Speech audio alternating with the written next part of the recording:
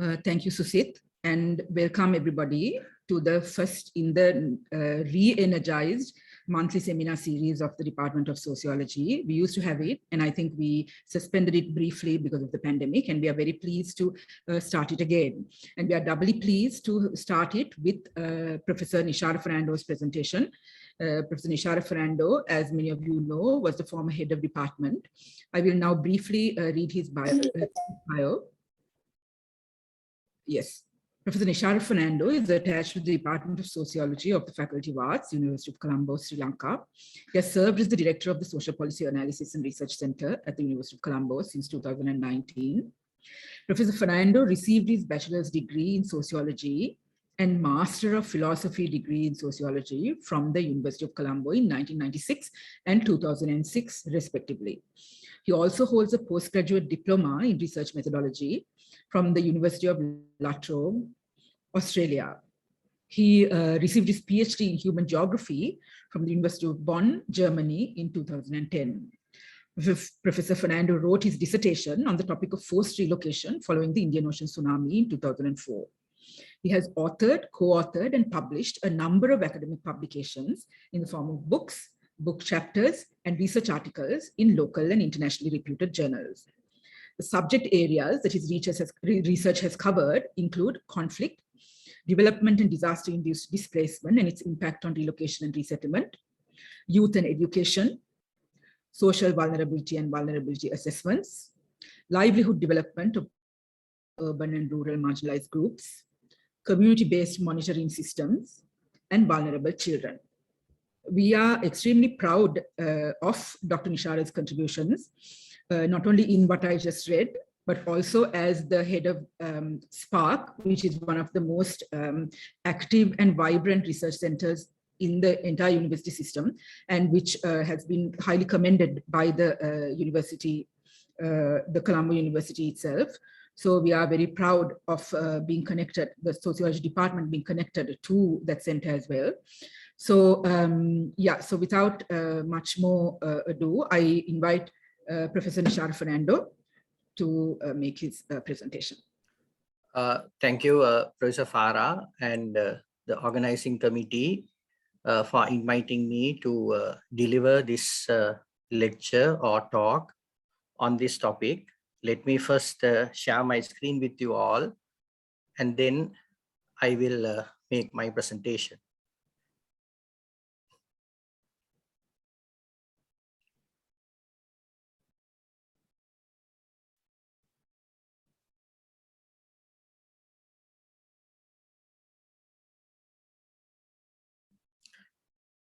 So as you can see here, today's my presentation is on relocation following natural disasters as a disaster risk reduction strategy and plight of vulnerable groups.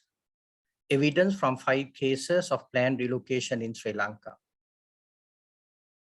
Let me first give you the first experience that I had as an undergraduate student when I first visited a relocation settlement close to my house. This was in early 1990s. The place called Badovita, nearly 1,000 families were forcibly relocated, and the relocation was implemented as a flood disaster risk reduction strategy. Since then, I have been researching this community for the last 25 years. Even, I think last year, we revisited some of the households whom we have interviewed 20 years after with regard to displacement and relocation as a longitudinal study. Based on the studies that I have conducted, I realized most of the time, the planners, implementers, they have not considered the aspirations of vulnerable communities when it comes to relocation. As a result, most of them had to stay in the poverty cycle or chronic poverty cycle for years. So as a researcher, on one hand, I was thinking about myself, what I have already done to these communities, because they are suffering a lot for generations. So then we thought of discussing their issues with relevant officials and helping them to develop disaster resettlement plans with the intention of making them more secure. For the past 20 years, I have not been very successful, but managed to introduce few policy guidelines for them to make themselves more secure sometime after relocation, other than making them more vulnerable. So in this my presentation, I'm going to give you a short introduction to the work that I have been doing with regard to some selected cases, and also the status of vulnerable groups. What were their concerns? Have their needs have already been addressed? If not, if we would like to see them more secure and sustainable in the future, what type of policies that we should implement them to more, what type of policies that we should implement to make them more secure in future resettlements. So let me just, I think most of you have seen this statement. I would like to draw your attention to this particular statement, which I have collected from a laborer who had been living in Gaul before 2004, but forcibly relocated into Akmimane area after 2004 Boxing Day tsunami. According to him, let me quote, "The waves of the tsunami washed away our 3 daughters and house, taking everything with it. We are now suffering from the second tsunami after settling in a new settlement almost 9 kilometers away from our home. We feel economically and socially weak and have absolutely no income. I do not know what fate is in store for us if we continue to live like this." So it's very clearly, I mean, with regard to this statement, it's very clear the uncertainty and the risk, stress situations that these groups of people have to grapple with, cope with soon after relocation. They don't feel that, you know, they are in a position to move out of this trap. So we as researchers, even though we engage in applied research, but at the end, even though we publish books and articles and journals on the subject, we also need to ask the question, you know, what next? What are the policies that we have already recommended? Have the government or relevant authorities, whether they have already adopted our policies or policy guidelines to make their livelihoods more secure and sustainable in the future? Now, let me draw your attention to another, I would say, like macro picture of loss, deaths, total affected due to natural hazards. So as you can see, the numbers are increasing. Reported disasters, total number of deaths, total number of affected people, and also economic losses, which are very alarming signs. On the other hand, we also see that different governments, they try to implement or use relocation as a disaster risk reduction strategy. For instance, here I have mentioned execution of relocation as a disaster risk reduction strategy should result in more secure population groups, not more vulnerable ones. So this is highly questionable. So even though the projects, they clearly stated that their intention, one of their main intention is to create secure communities or reduce exposure to natural hazards or man-made hazards. So that is why they try to relocate these people as a disaster risk reduction strategy, and they want to make these people secure in safer places, which is questionable now. Even though now these people are not exposed to landslides, floods, or I would say multiple scenarios like multi-hazard scenarios like floods and landslides. Now, even after relocation, these people have to grapple with other socio-economic risks, shocks, and stress situations. According to Sendai framework, provides UN member states with concrete action to protect development gains from the risk of disasters. As all of you know, in the Sendai framework, they have clearly mentioned 4 priorities. The first priority is to understand the disaster risk.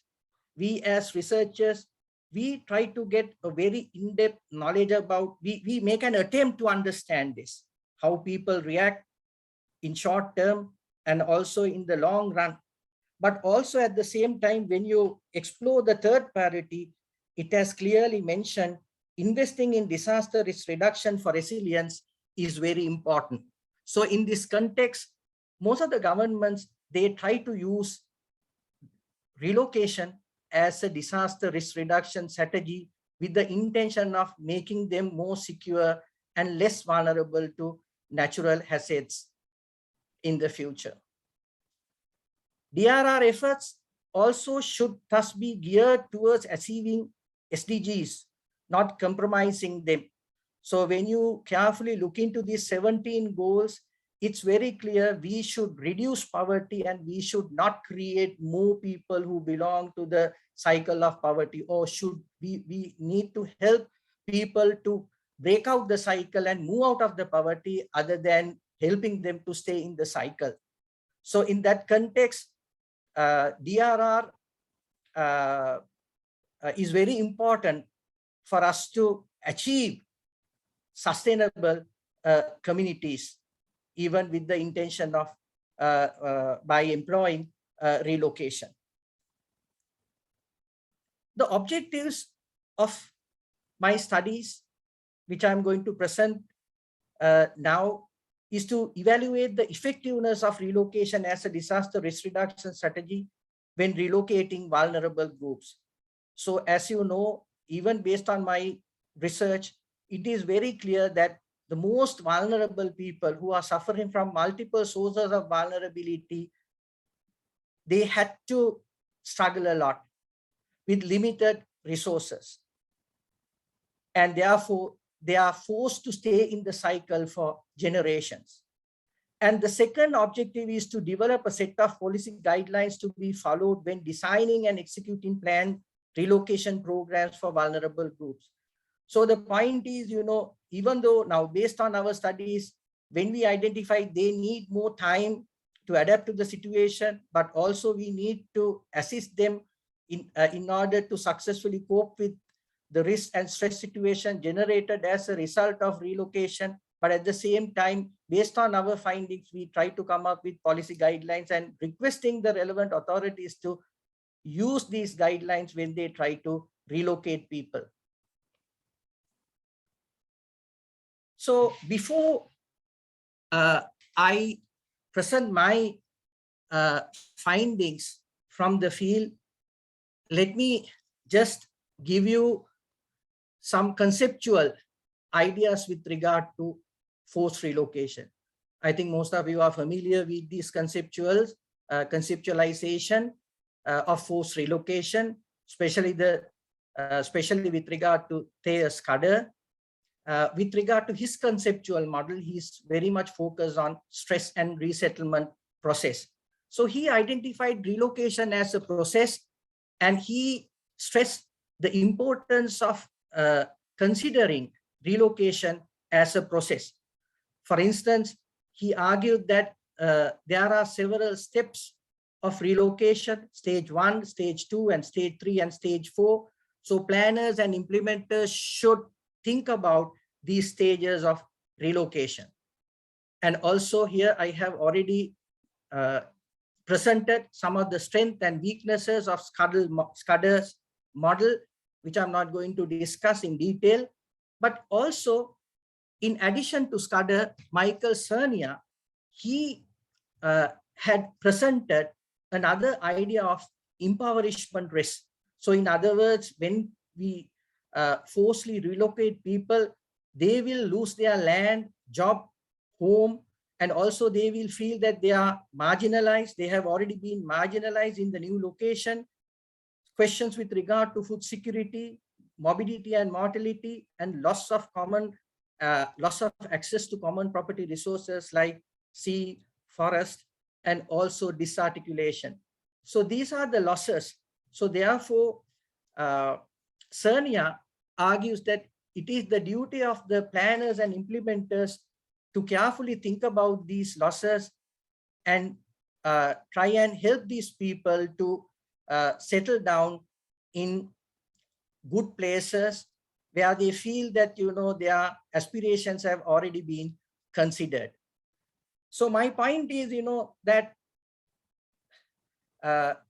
we need to come up with a model that combine Cernia and Scudder's ideas when it comes to sustainable relocation. Now, here I also used another concept called social vulnerability, and would like to focus more on the model developed by Hans-Georg Bohle, who was a geographer on social vulnerability. According to him, he argued that people are open for exposed to shocks, risks, and stress situations due to different reasons, but at the same time, they also have a set of assets in order to successfully cope with the situation. According to him, in order to identify a group of people who are suffering from vulnerability, he argues it is important for us to consider both aspects. That means exposure and coping.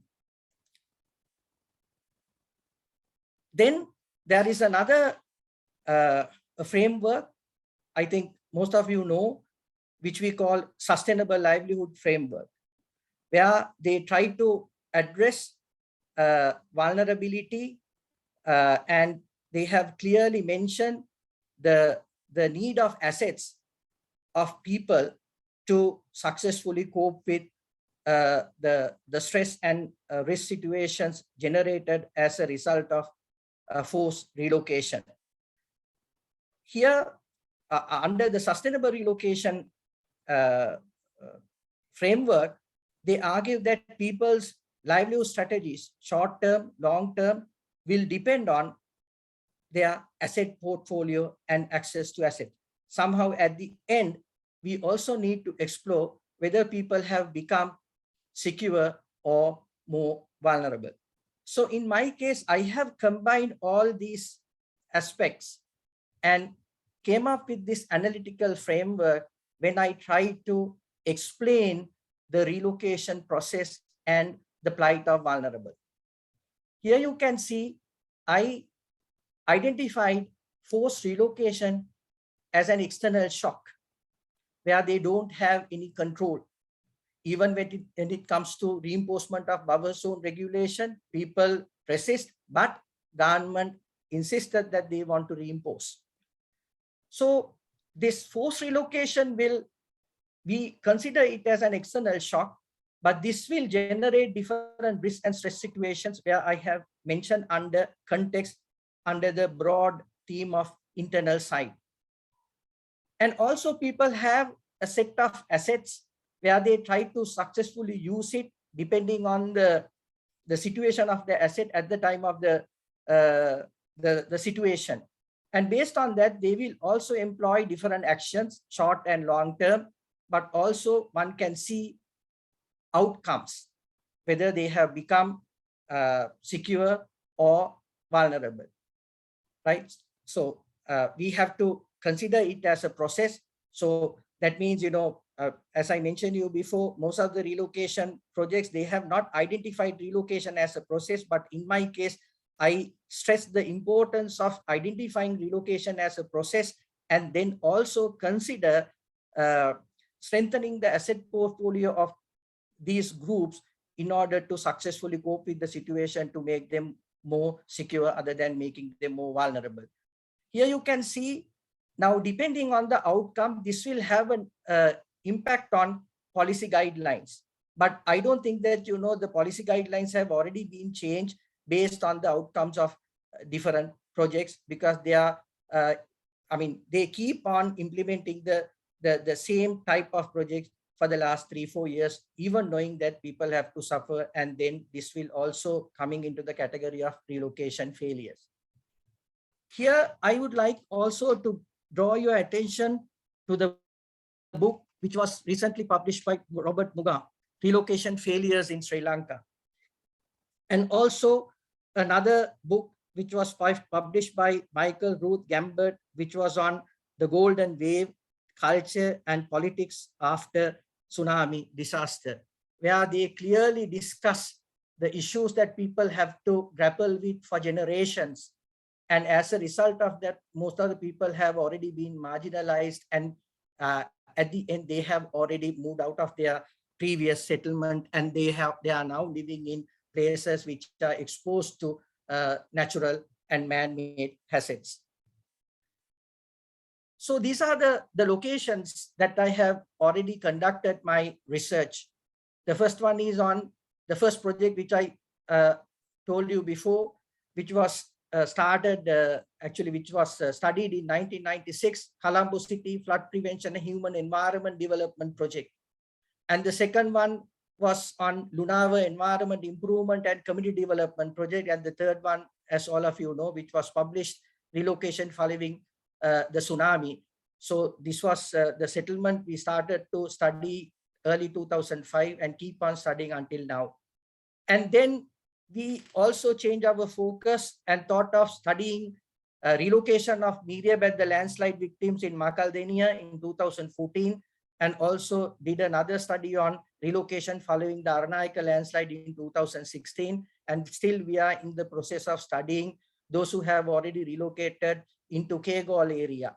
And recently we completed another set of interviews, people who refuse to relocate from some selected area just to explore their voices, their concerns.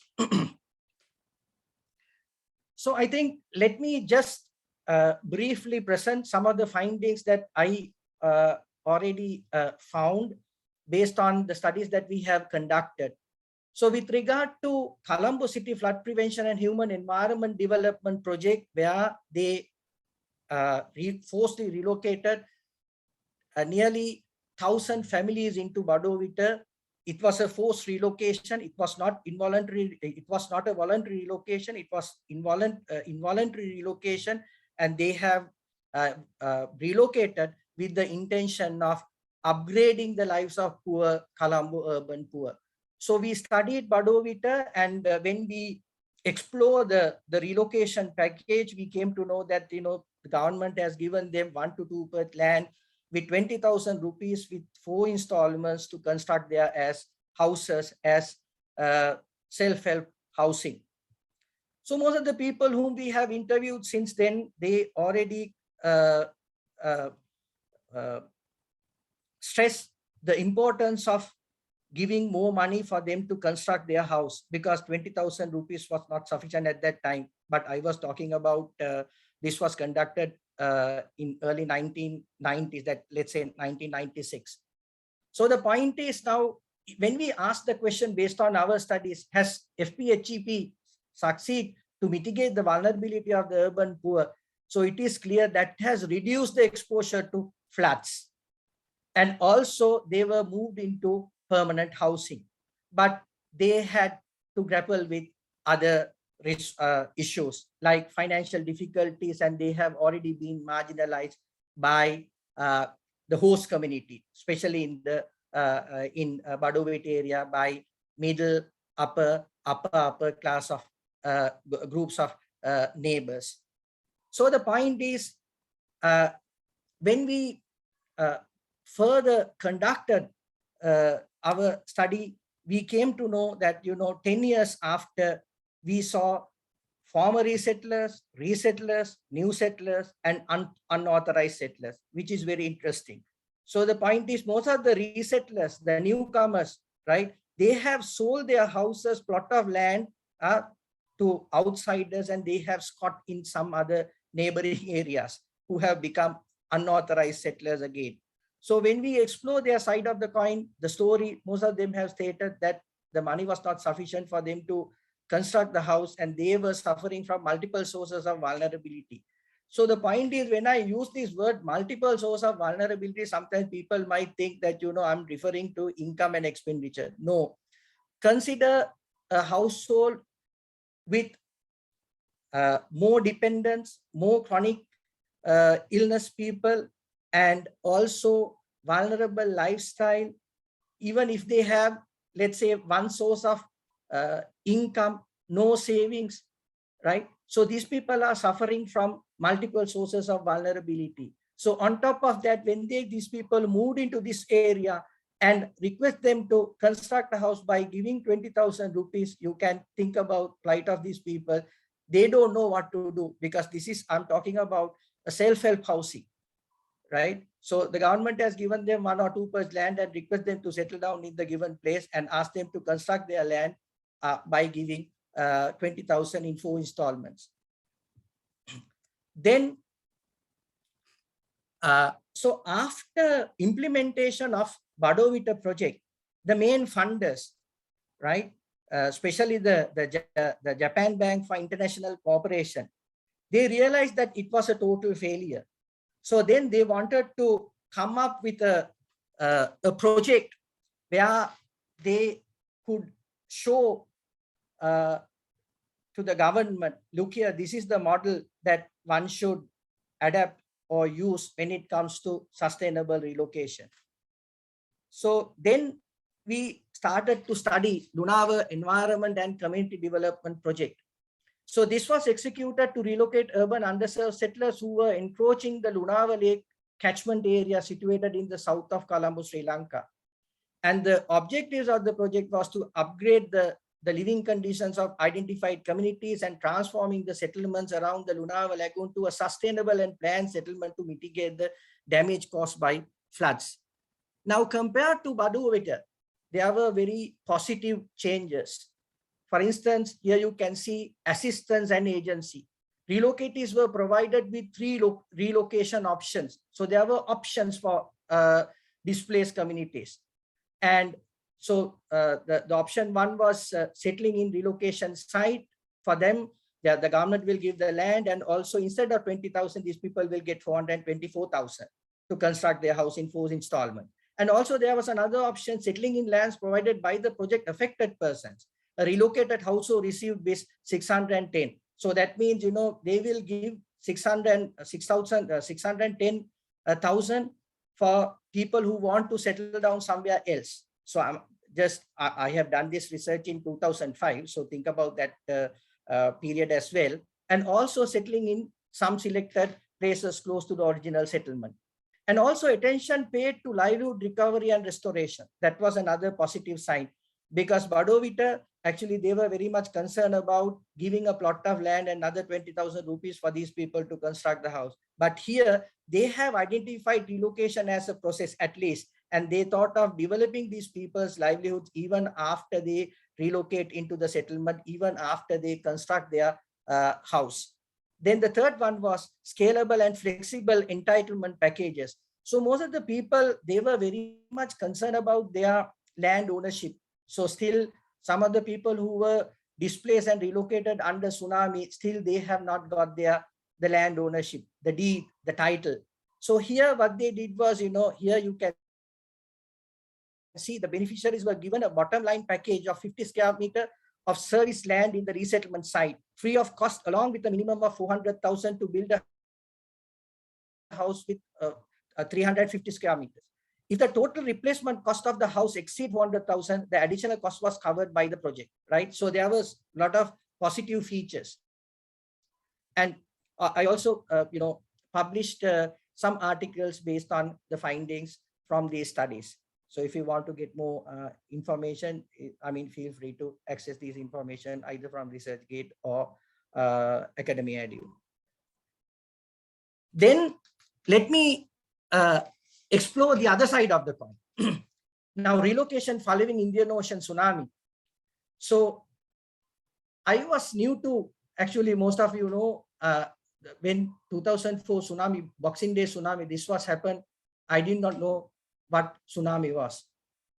But later, a group of researchers came from Institute of Education, Institute of Environment Security, University of Bonn. They wanted to conduct a vulnerability assessment in Galle city area. This was early January. And I visited with this group to conduct a vulnerability assessment.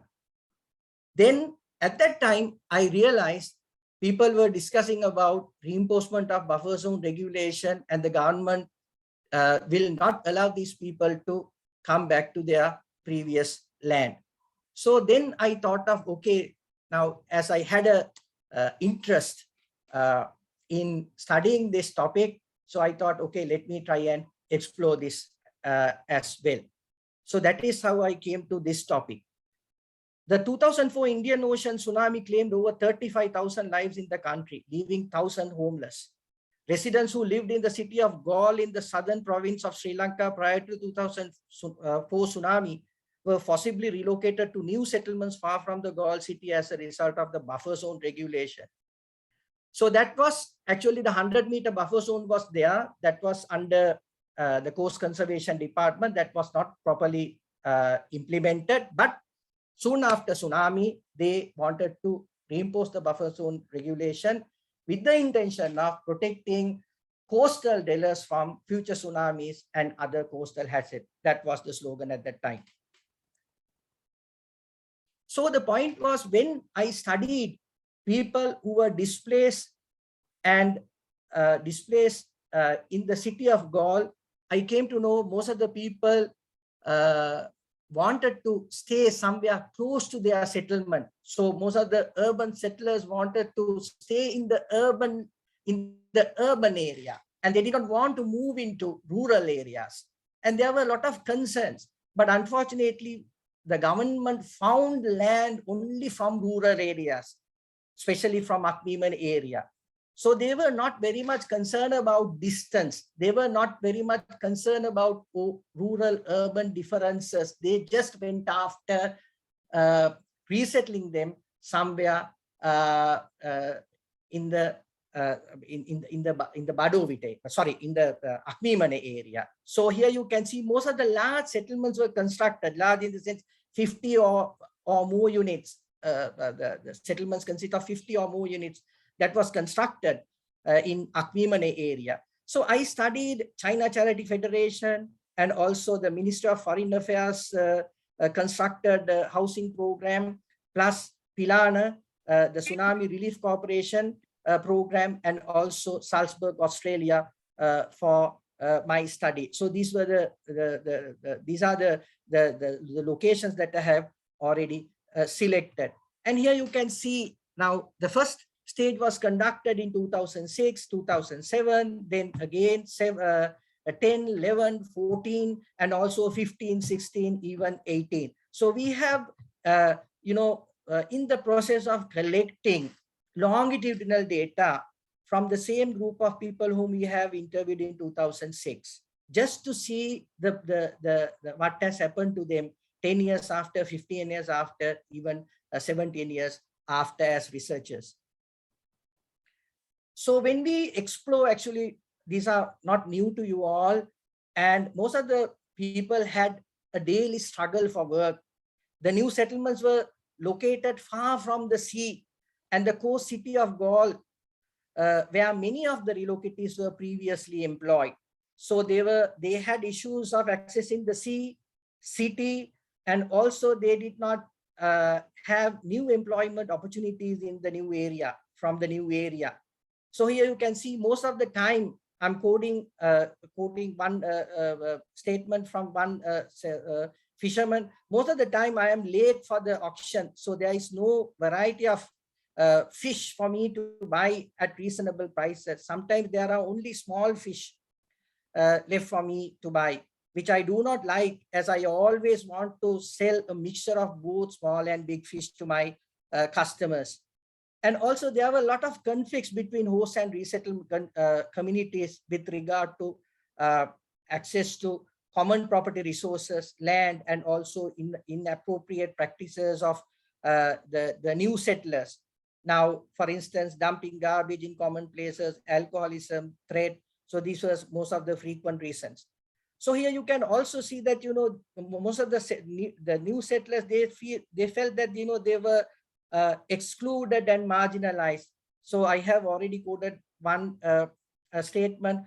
Former settlers always try to marginalize us by saying that all the thieves and drug addicts live in this settlement since we moved here from the city of Gaul. So the point is, there was no proper system in place to address these issues. Let me just play one clip. There, 10 years after tsunami, we produced actually a short documentary called Buffer Zone. So that is available in the net. You can just type and see the buffer zone. The clip will, tell you the story about German Haritagama. It will take 1 minute and then I will continue.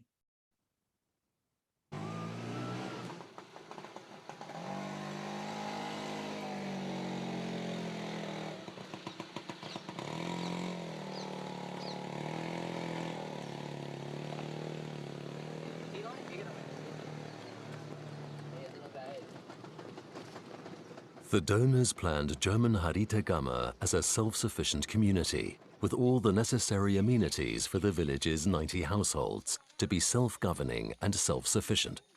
The German aid organization has now completed the project and left the inhabitants to their own devices. We meet two academics from the universities of Zurich and Colombo. Nishara Fernando and Pia Hollenbach have researched the development of Haritagama. On today's visit, the first person they encounter is a new resident. But they will expand the house. So there are 4 bedrooms here. 4 bedrooms. They have spent like 500,000 to purchase this. And so they don't know what has happened to the previous owner, the original owner, but they have already asked the previous owner to change the certificate that you have given to her name.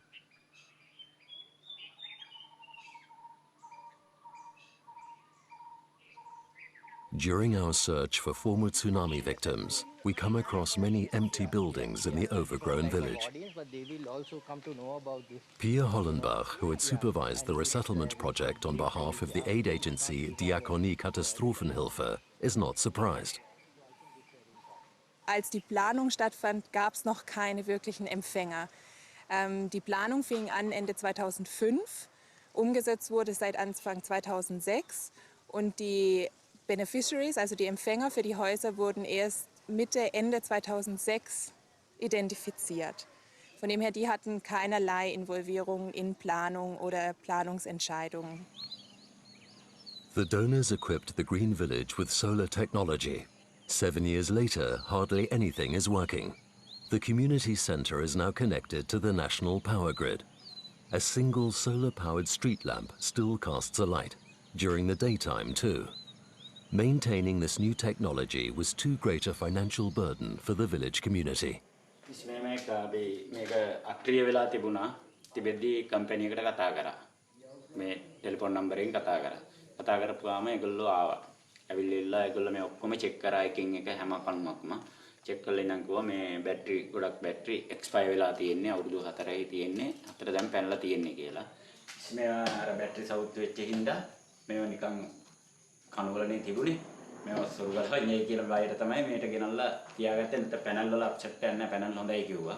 මේක panel එක මේ අර වඳුරෙක් පැනලා damage වෙච්ච හින්දා මේකත් ඒ වගේ වෙයි කියන මේකට තමයි මේවා ගලවලා ඔෆිස් එකට ගෙනල්ලා තියෙන්නේ. The community amenities also remain unused. The market hall has never seen a market. There are no children for the kindergarten, and no one can remember when the last doctor's visit was.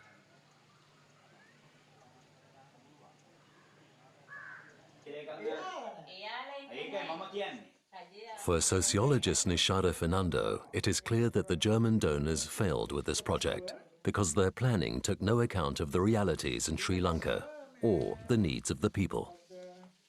Yeah. So I think because we are running out of time, then I thought of just moving into the next slide.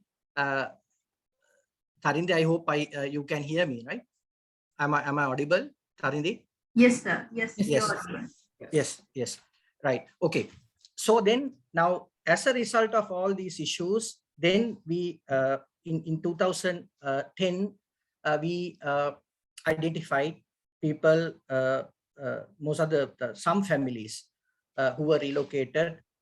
They slowly moving into the buffer zone. So the numbers you can see which we have collected in 2010 from all our these 4 settlements. So the number of housing units closed, rented or sold, 27, from Katukollata, Green Village 51, and then Cinnamon Garden 22, and then again Tea Garden 18. In 2015, when we did the same study, now you can see the situation. 689 units were constructed, out of which 58% of the original settlers have already either sold, rented, closed, or they still unoccupied these houses. So you can see what has happened to these people. And what happened was, 10-15 years later, these people have already moved back to the buffer zone. So now we have to question the objective of relocation. As I mentioned you before, they thought of they wanted to reimpose the buffer zone regulation with the intention of reducing the people's exposure to coastal hazards, tsunami and other coastal hazards. Then I think now, just for your information, and then we went back and then did another study just to see some of the people have already moved back to the buffer zone, the reasons for them to come back to the buffer zone. Now here you can see now they have clearly given the reasons with regard to livelihood and also the size of the house and the issues that they had to face with regard to common infrastructure in the new place. So as a result of that, most of the people have already now, some whom we have interviewed have moved back to the buffer zone. And also you can see, which I have already marked in red, the distance to the sea. 25 meters, 20 meters, 10 meters, 15 meters, 6 meters. So the point is, if there is another tsunami, we have to think about what is going to happen to these people, right? And again, we also explored other the settlements that have already constructed in the Akmimane area, and also have collected information with regard to rented, sold, unoccupied houses. So still we are in the process of collecting this information just to see the status of these relocated people, and also the people who have already moved into the buffer zone and also into other areas. And so as you can see, we also did another study just to see, because once the original settlers, once they sold their houses to new settlers, and we did another study of these new settlers in order to see why they have already purchased this the land, right? So so you can see that, you know, how we have so we wanted to explore all aspects and get a complete idea about this situation, relocation situation. And then I think I will quickly go through.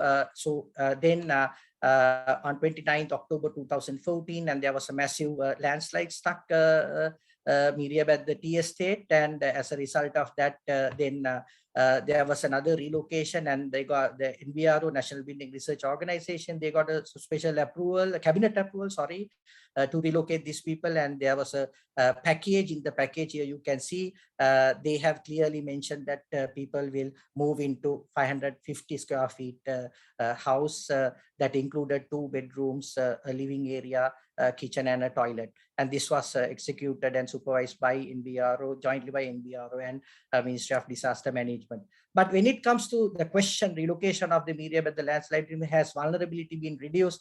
I think there were a lot of concerns.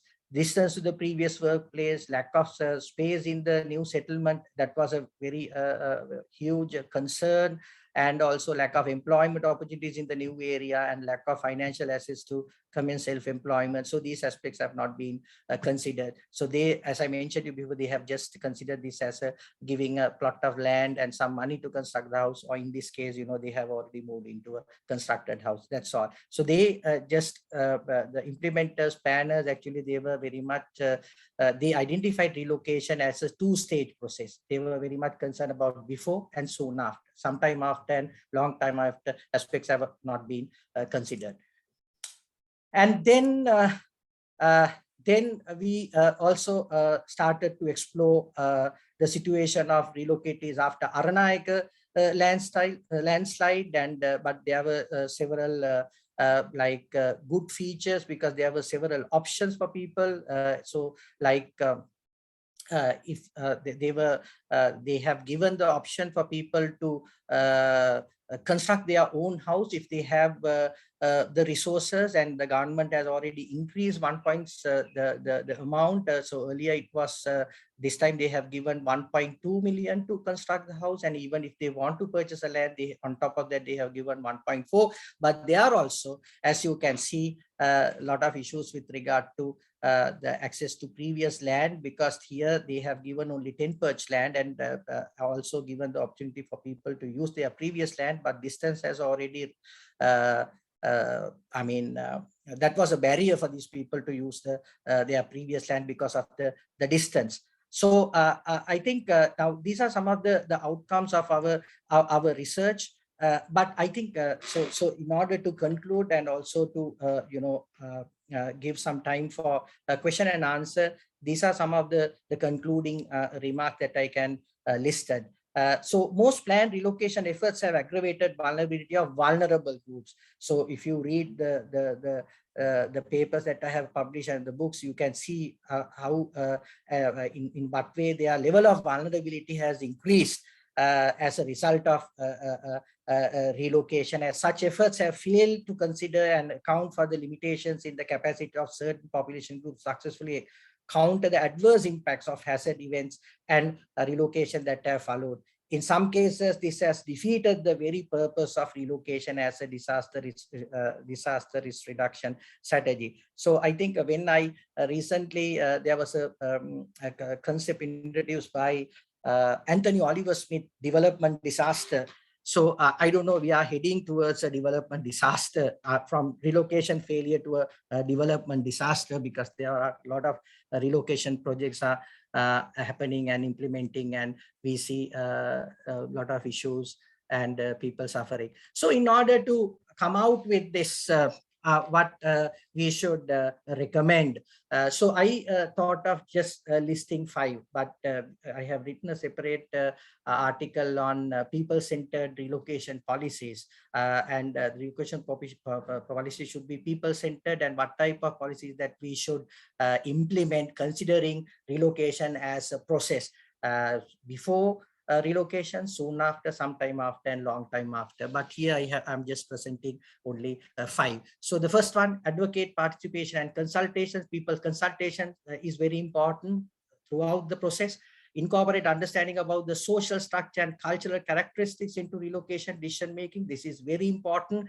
Cultural reconstruction of a culture. I don't know whether it is possible or not, but sometimes we need more time, because relocation will uproot these people from their previous place, and we try to implement or plant them in a different place. So I think the cultural construction is also important, but it is questionable. Place emphasis on livelihood recovery and restoration. That is also another important point. Administer planned relocation as a long-term process, which is also very important, because it is not a short-term project. We need to closely monitor the vulnerable group at least for 5 years, and we also need to evaluate the progress of them as well. And the final one is account for pre-existing vulnerability of relocates when designing relocation programs. So these are very important, because they have not considered the pre-existing vulnerabilities or inherent vulnerabilities when it comes to implementing these policies. So with that, I think let me just, because now sometimes people might ask, okay, now you have done research, we have introduced several courses. With the help of our department, we recently introduced another course on introduction to the study of displacement for ENH student, and also we have SOC 3270 urbanization and relocation, and also we are giving us a free certificate course for third year and fourth year students. So I think that is our contribution, but we tried our level best to somehow make relocation a success and sustainable in the future, based on our findings, and try and implementing, introducing the policies and asking different stakeholders to adopt these policies in order to make vulnerable people's livelihoods more secure when it comes to relocation. So with that, let me once again, I would like to thank the department for organizing this and also inviting me. Sorry for taking time. So with that, I'll stop now. Thank you.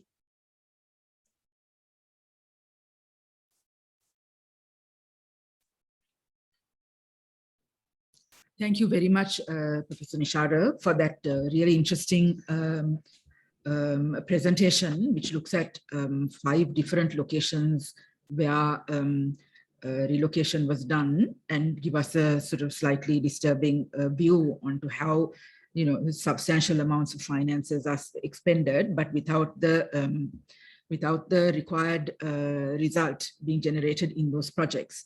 Now, thank you again, extremely interesting. The floor is open for questions, but I'm going to ask the first question, exercising my prerogative as the chair.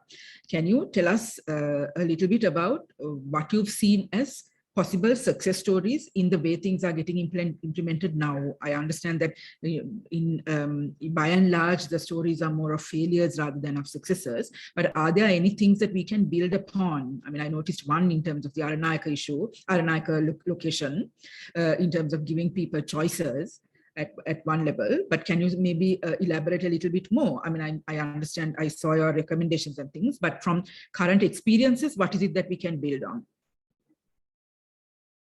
I think, Professor Farah, I think there is a good model that was constructed and implemented to relocate Dunawa displaced community. So even if you go and talk to a government like UDA or Ministry of Housing, they always say that that's like a success story, because as you know, they have considered relocation as a process. That's one, because they have monitored this group for 5 years, and also they have given several options, and also they have increased the money to construct the houses from 20,000 to 600,000. And also they came up with several options, and also they have considered development of livelihoods of these people are very important for the success of this project. But unfortunately, to tell you the truth, but I have not presented that. but they, I mean, this was done in, I think,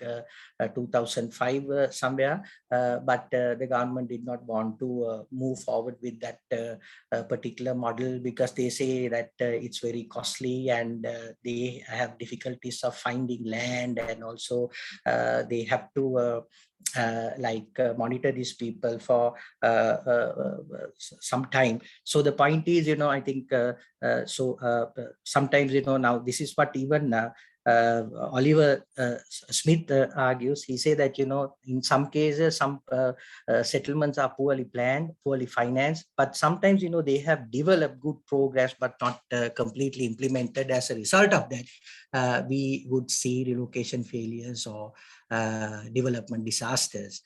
So I think there are positive outcomes, but different government authorities, they are not in a position to continue or they want to re-implement it in other places. So that, because when I question them now, for example, we did a study on this that was also published on improving the livelihoods of the urban poor. That was this was published in 1997. Soon after they implemented the Sahaspura, that was voluntary. That was voluntary one, but there were a lot of features, but still there were a lot of concerns. But at that time, that government, actually, we presented the report to the government, and they accepted because they wanted to have 10 such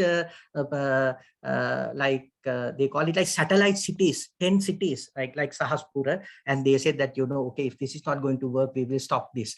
But later, even at that time, they have given 500 square feet land, and also it was involuntary, right?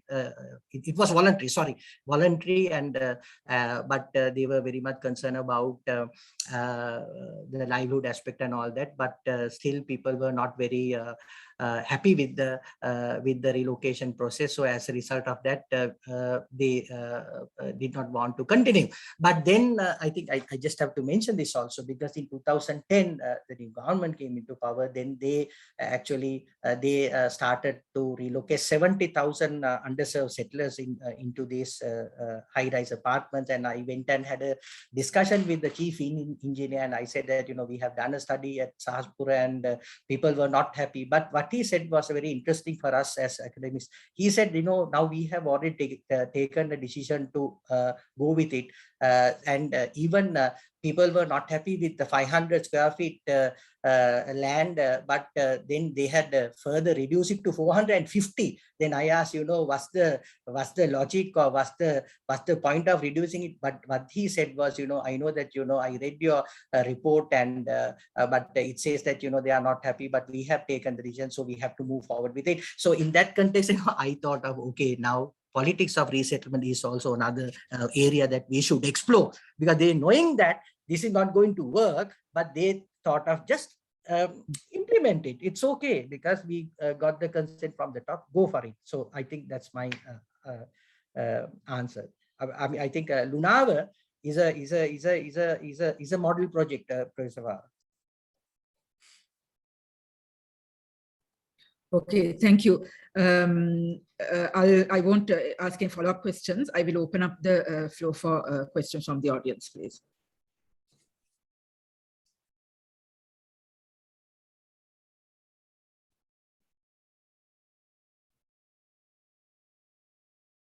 People are welcome to type it in the chat box if you like as well. Professor Nishara, a small question. What kind of safeguard policies that have been used in this kind of relocations in Sri Lanka, and international or national policies? Yes, when it comes to ADB and World Bank, they have safeguard policies, but I don't want to discuss about these ADB and World Bank policies because they have they are very much concerned about vulnerable groups and also vulnerable people, but in their policies. But when it comes to actual implementation, I don't think that they are really into it, because under Department of Geography, with under the leadership of the present dean, we developed the RAP, Relocation Action Plan for CRIP project. climate resilience improvement project to relocate, I think, 6,000-7,000 families to different areas to protect them from floods, especially those who live in Kalani River bank area, but that was not implemented. But when it comes to Sahaspura or Indiaro or even this Badovita, Dunawa, actually these are like local projects. So they normally what they do is, they get the approval, that they get the cabinet approval for the what do you call, their policy, their guideline, and once they get it, they just implement it. But we have not explored the relocation projects implemented by with the financial assistance from UDA, World Bank or ADB. But I know that we were closely working with the World Bank where in that CRIP project, but I think they have set off policies listed to protect the most vulnerable, but I already questioned their assessment of I mean, the way that they tried, the way they, I mean, how they assess the vulnerable, because I already questioned, but I think, but anyway, I think we should, NIRP is there, National Inventory Policy is there, but that is a policy, that is not an act. And actually the Dunawa, I forgot to mention Dunawa research project. The Dunawa project was implemented adopting the NIRP plan. I think Jose was one of the members. So NIRP, National Involuntary Resettlement Policy, it's a policy, it's not an act, right? Even when it comes to ADB, World Bank, they have policies. So always when it comes to giving grants for development activities, they are very much concerned about the vulnerable groups, and always ask the government or implementing agencies to consider their policies. Yes. Yes, but that is also questionable, because I was in several public hearings, and I know what they have said. Sometimes, you can develop a policy, but and you can just give it to someone else and get their consent to get the grant, and you can slowly just keep, I mean, you don't have to implement it, right? And if someone is not going to closely monitor whether you have implemented it or not, right? If you have just developed it just for the sake of getting the grant, so I think then you can think about what has happened, what is going to happen to the poor and vulnerable. Here we are very much focused on, I'm not very much focused on people with their entitlements, right? We should consider more on people who do not have any land, right? They are the ones who are suffering a lot, right? Because if they have a kind of a if they can show their ownership, then when it comes to land acquisition, definitely, right? So people have the government has to, the government should can acquire land by giving section 8 under the Land Ministry Act. But the point is, here we should, my concern is about the most vulnerable, right? Without any legal entitlement for their land.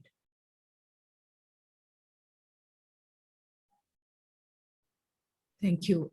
I think maybe we can take one more question. We are a little bit over time. Farah? Yes. Yeah. Go ahead.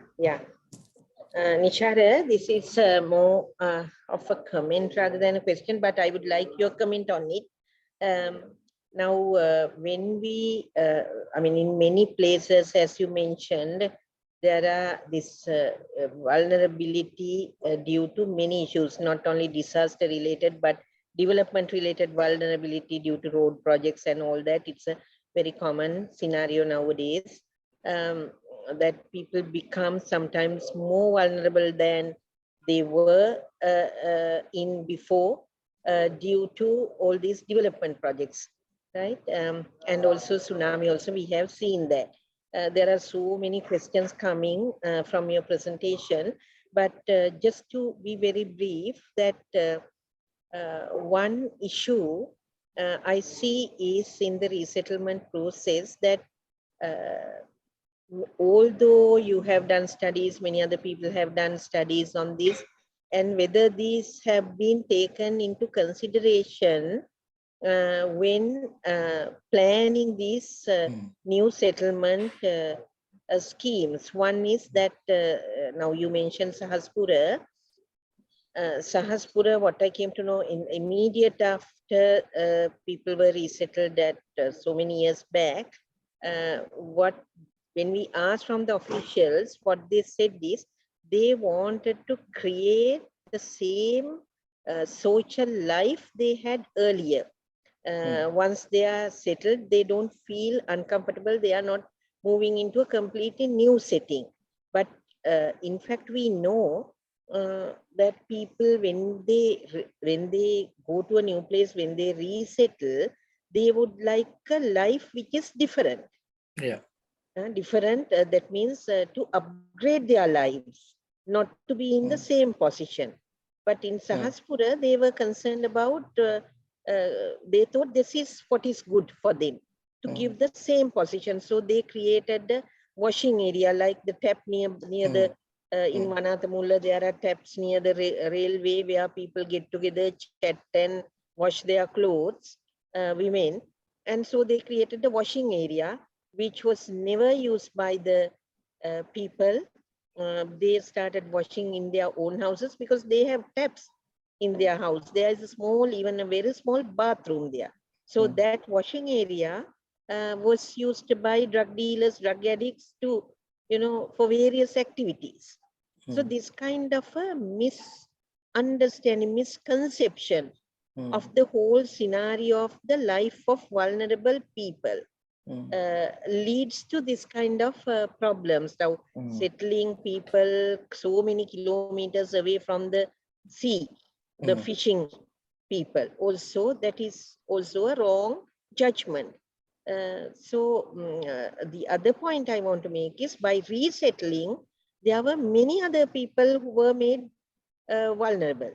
Now in Bandaragama, there is a tsunami resettlement area, and they are what the villagers who were there traditionally for, I don't know for how many centuries they were living there. So what they are saying, then tamai apita tsunami avilla tiye කියලා මිනිස්සු කිව්වා in research. So because when these people who have no job now, who have no way of living, are resettled in a traditional village area, their activities really disturb the life of other people who were living there. Right? So both these have happened. I think this is all because of misconceived social aspects, social life of vulnerable people. I think they have not understood it really well, or they don't want to understand it. What they want to do is to resettle. I don't know what you think about it. No, I agree with you, madam, because as you said, now normally they don't consult us when it comes to relocation. Even they don't share their, I would say, like action plans or relocation plan to get our views or comments. Even I don't think that they consult the affected people when it comes to relocation, to get their input for the process. So I agree with you because I think it's a one-sided I would say, like action. It's top down other than bottom up. Agree with you. Okay, I want to. Yeah, thank you, Professor Bangi. I also want to make a related comment, and then I will close the session. But my comment, and maybe I would like a response from Professor Nishara also, is that, I mean, in a lot of the work that you presented, it seems that you pay a lot of attention to the affected people and the kind of continued vulnerabilities that they face, and you are interested in a policy intervention, right? And I really value that and all of that. But I was also wondering, listening to Professor Subangi's comment, whether your research also looks at the sort of the relocation sites themselves, right? And the kind of social impact that it's had as a result of the relocation. Now, I mean, I've done some work in Putlam, for instance, with the the resettlement of other Muslims after the expulsion due to the LTT long time ago, and that entire landscape transformed as a result of the influx of the IDPs, right? I mean, these are different kinds of, the scale is different and all of that, but I was just like also wondering whether you have looked at how the sort of the host community or the host context has been transformed by these resettlement projects. Yeah, no, I mean, that's a very good question, Professor Farah. Now, I have already explored with regard to Badovita, because Badovita was a abandoned paddy land and surrounded by middle class, upper class group of, I would say, like people. Yeah, but I have not like explored a lot. But when I had a discussion with them, that they thought that this settlement should have implemented or constructed not in this area but in a different area. So the similar statements were collected when it comes to Akmimana, because Akmimana was a, because Gaul, it's a multi-ethnic, multi-religious, multi-caste place. But Akmimana is, is dominated by one caste and then one religion, and also mainly small tea holders and those who engage in agriculture, like paddy cultivation. So when the government took the decision to relocate people from Gaul city area into Akmimana, I think, as you said, there was the conflicts emerged between host and resettled communities. Actually, it was due to caste, but it was a hidden issue. So when I talked to them, what they said was, these people are going to dominate us. So right. So that was the issue, right? So they said that 500 families going to come here, right? And then we have to live under them. So that's difficult for us. So they are going to dominate. So I don't think that we are in a position to tolerate them. Right. So I think that was another reason, but they did not want to openly discuss this project because I think they were very sensitive. But what they did was, without openly discussing this, they just questioned their behavior. So the behavior was indirectly linked to their caste. So that was interesting. Yeah. Anyway, okay, thank you. So I think that was a very interesting presentation and followed by a very interesting discussion. I'm extremely pleased that we have restarted this seminar series. And I will conclude by thanking Dr. Nishara. And I think we have another official thanks to be done also. I will leave room for that. So the presentation and discussion part will end now. Thank you. Thank you, Professor Farah. Thank you, Professor Nishara, again, for sharing his stirring ideas, stirring findings with us.